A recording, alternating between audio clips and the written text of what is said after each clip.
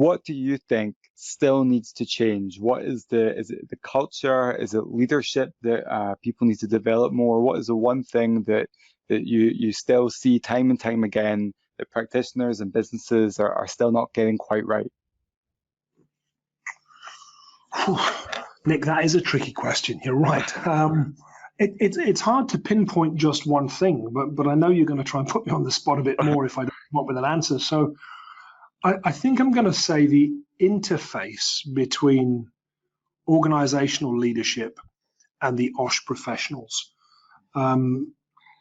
Still, for too long, IOSH professionals are walking into the boardroom of organizations and saying, here's our lost time injury rate for the last month. Here's where we had a couple of accidents. Here's how we've dealt with them. And then organizational leaders thump the table and say, well, it's not good enough. We won't be happy till we get to zero. Keep going and try harder. And that's not really a useful conversation. I'd like to see boardrooms having deeper discussions. And when I say boardrooms, I probably also mean regional management meetings or regional leadership team meetings or site management meetings.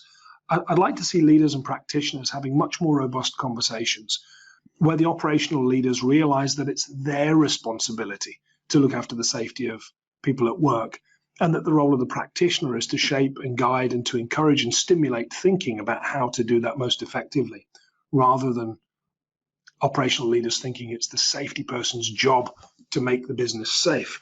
So I guess there's the point to push.